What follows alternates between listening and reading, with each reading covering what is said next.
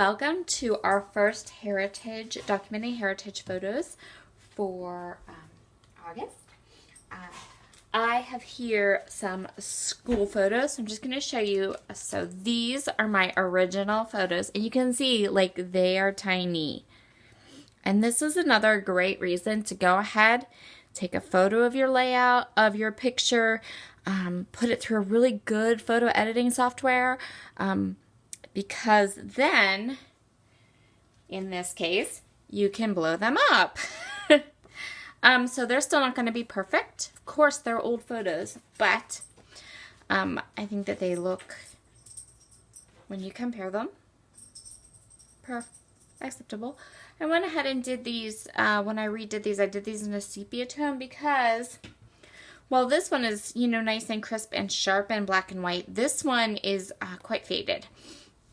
And this isn't even on like photo paper necessarily. It's more like just on paper. So I went ahead and blew them up a little bit. So these are school photos of my grandfather. Now this one has a date on it, 1934. So I figured out that that was probably, well, I know he was 7 years old. He would have been 7 years old in 1934. So, and this one is a little bit bigger, but there's no identification or anything on his to let me know a year or an age or anything like that. So these are the photos we are going to scrapbook today. I have a couple of things from a chair on top. I pulled together a couple things from my stash too, but I want to show you here. I got this line from Authentique. It's called Scholastic, and it's perfect for these vintage school photos. Now, I didn't buy a lot of them. I didn't get a lot from a cherry on top. I got this paper because I like both sides, but primarily because I liked the idea of having the cut apart sheets to use. And this one has the 3x4 cut aparts, but then on the other side, this paper would be fabulous for journaling. And then I got the set of detail stickers. So I have another photograph that is school, but it's more later years. I think it's a sports team. I'm trying to do some research right now to try to figure out what I'm looking at.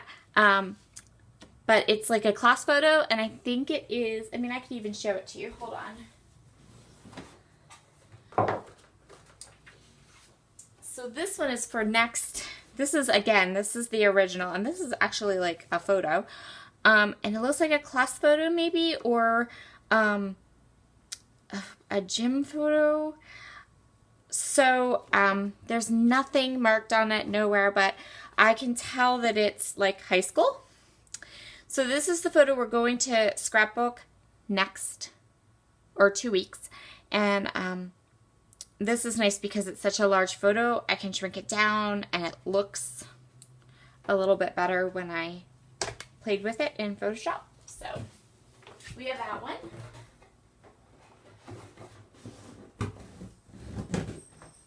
So my plan for this layout is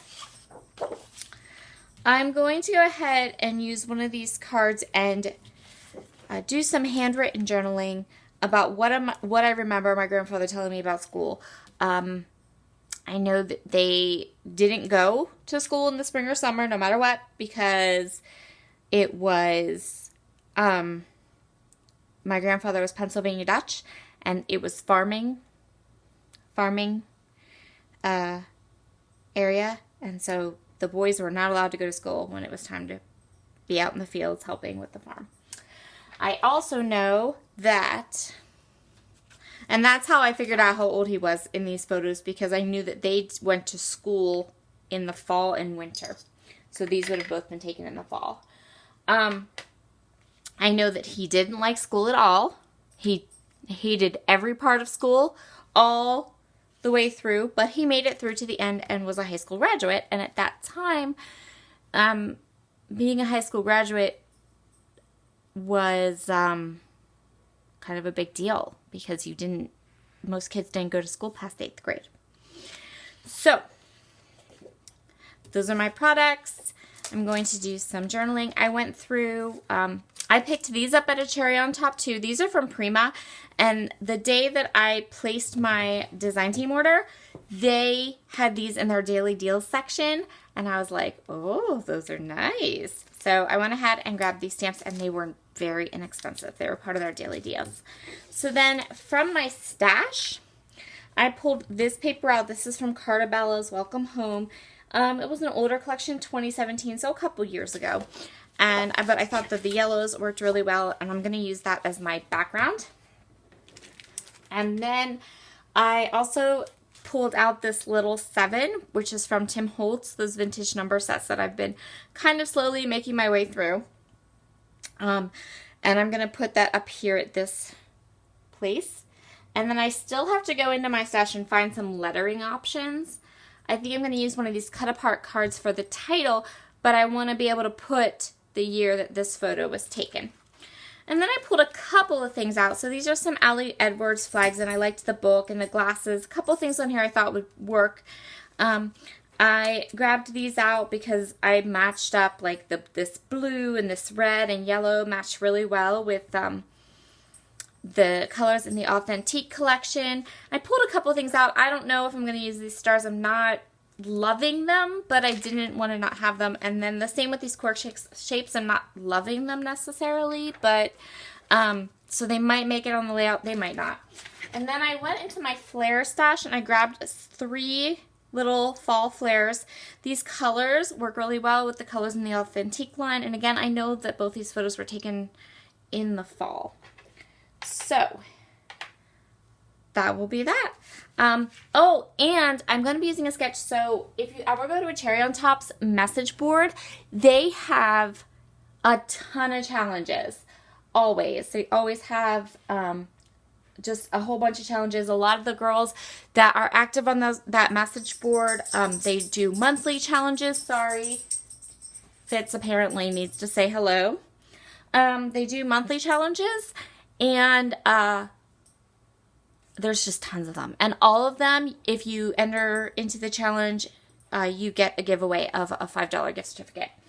So I thought I'd use one of those challenges to go with my heritage layout today. And so I chose this one. This is a sketch with a twist challenge.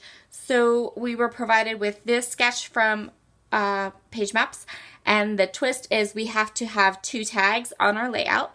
So my thought was that I am going to spin it. Now, here's a little tip for all of you. If you have a sketch and you know you want to rotate it, but you're like me and you visually can't get there, I use Photoshop Express. There's a rotate feature, and so I flip that sketch around, and now I can see my layout design flipped the way I want it. So the 2 photos are going to be down here. This 4x4 block is going to be my journaling. And then I'm going to have my 2 tags that are going to come out from the side. And I think I'm going to use some of these cut apart sheets to create my own tags. That's my plan. So, all right, let's get this sped up for you. This is a little bit of a bigger intro than I really wanted, but apparently I was feeling chatty today, and so now I'm going to sit down and kind of work through my layout. So I'm going to start by very carefully cutting apart that cut apart sheet. I just want that one journaling spot, but I don't want to cut into the parts on the other side because I still have another layout to use.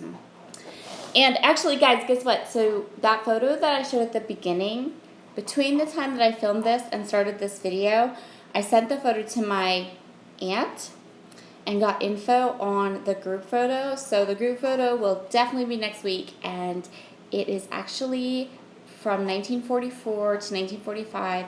My grandfather played soccer, and that was the season that they were champs. So, pretty cool. All right, I'm going to go ahead and take my matte out of my Misty because these stamps are the big, thick rubber stamps. And so I needed to stamp them down on the very bottom of the Misty. So those foam inserts that you get with your Misty, those are for the clear stamps, definitely, but then you can also take them out when you have big rubber stamps. And it actually depends on how thick the rubber stamps are, because there's 2 inserts in there, so you can kind of really customize it depending on your scrapbook page, bulky stuff you have, things like that.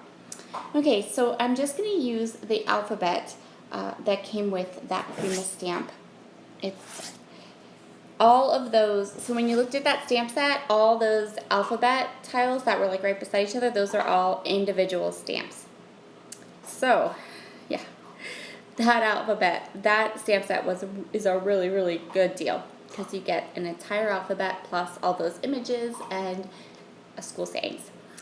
So I stamped out school memories, and then off to the side here I'm going to stamp out So Bright, and I did all of my journaling, so all of it is done and ready to go. Now I smudged my ink, and I really don't like it, and I want to cover it up now, because if I have to continue to look at it, it's really going to bug me. So I am going to end up using these stamps, or these cork arrows from Freckled Fawn, and I actually end up using a couple of them. And it works out really well because the Freckled Fawn alphabets have silver foil on them, and my number 7 also is in silver, so it worked out well. Now I had to dip into my 6x6 paper pads and grab a couple of extra patterns from this collection, which is Crepe Paper's Farmhouse collection. So I got to use some really old stash along with my new goodies, which is like my favorite thing to do. I am going to go ahead and cut off this ruler. I'm going to use it as part of the layers behind my photo and journaling. And then I'm flipping this over, but I'm being very judicious about where I cut again, because I want to use the polka dot pattern on the back of this layout, but I also want to conserve as many of the cut aparts as I can for future layouts. So I'm going to set aside my guillotine trimmer. I'm going to trim a little bit more, but I'm going to use my smaller trimmer, just a little easier that way.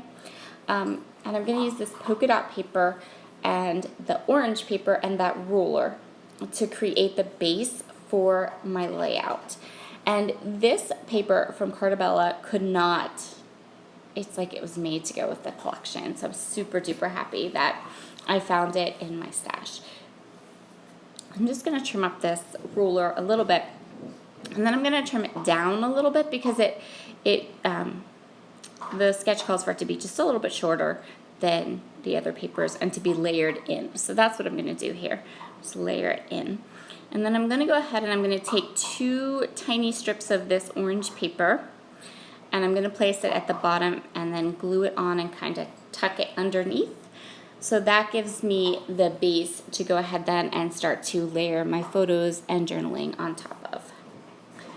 Now I'm going to go ahead and I'm going to back my journaling and my photos on some of these 6x6 papers, just to give them a little bit of a color pop. I just don't want them to blend in too much onto my background papers. And so I'm going to use this orange because that goes at the top, and I figured it would pull in. So now we have the orange at the top and the bottom. And then for my photos, I'm going to use this fun wooden ruler area. And I'm just going to go ahead and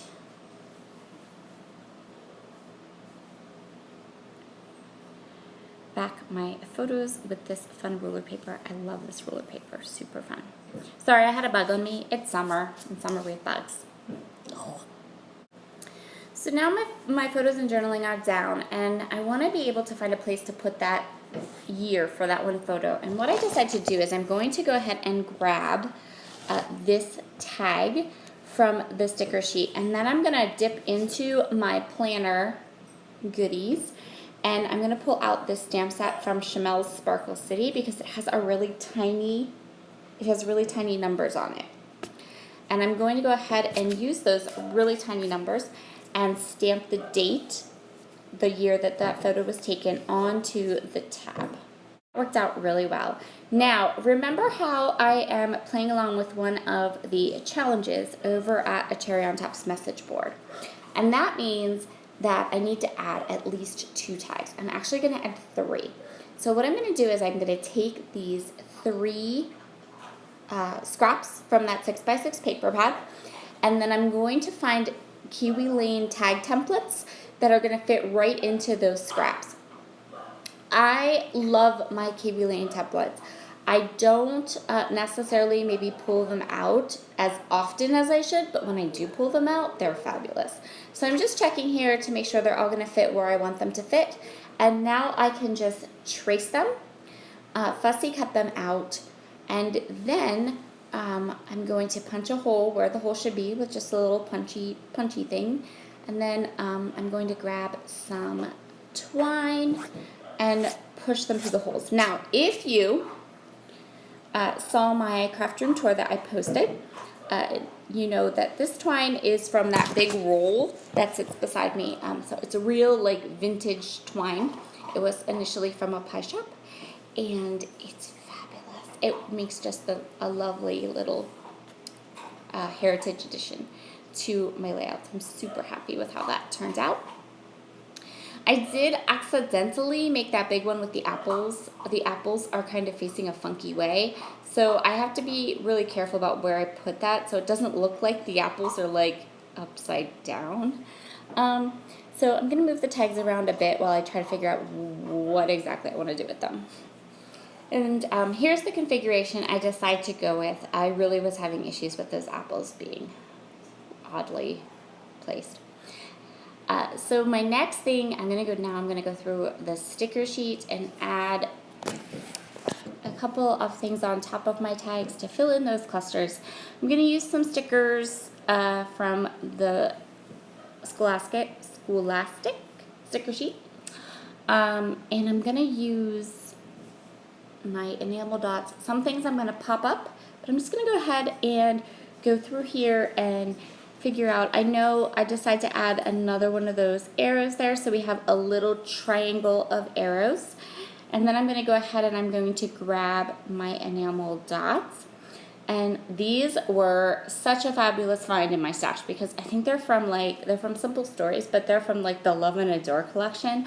And I bought them like ages and ages ago at Tuesday morning. So probably literally a year and a half ago at Tuesday morning, because I got them in Arizona. So they're perfect for, well, some of the colors, not all of them obviously, but they just worked really, really well. So I was so happy to be able to use them and get them out of my stash.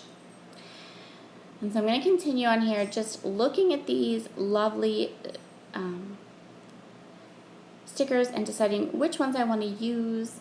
I'm going to go ahead and for the other side of my journaling, I'm going to pull one of these lovely cut-aparts apart and just have fun now. Kind of all the important information is down. It's time to have fun.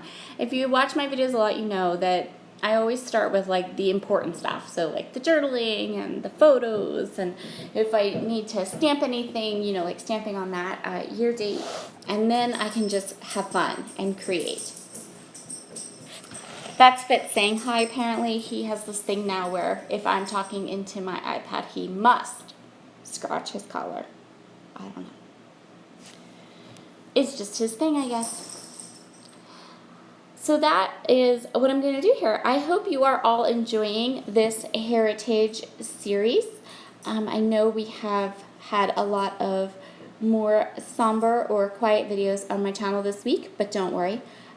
Tomorrow and Sunday morning, we have shaker pockets and donuts. That's right, shaker pockets and donuts. So, you know, don't fret. I hope that if you haven't subscribed to my channel yet, you really will consider it. I have been really embracing doing things more that are for me, projects that are more for me, layouts that are more for me, and doing a bit more of rediscovering my stash, pulling stuff in from my stash. So I've started a couple of series on my channel that are series just for me, like this one, that are just, you know, they're my brain children that have been swimming around in my head for a really long time that I've wanted to do, and so I'm really happy to be able to kind of start putting some of these things onto my channel that before I just didn't have time to make work.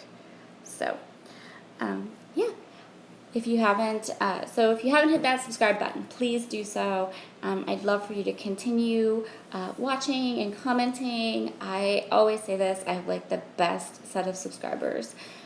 You guys always leave me such nice comments, and if you leave me questions, I am fairly good, I'm gonna say, at getting back to everyone. I know sometimes if a video gets a ton of comments like really quickly, I can't always get back to them all, but I try really hard.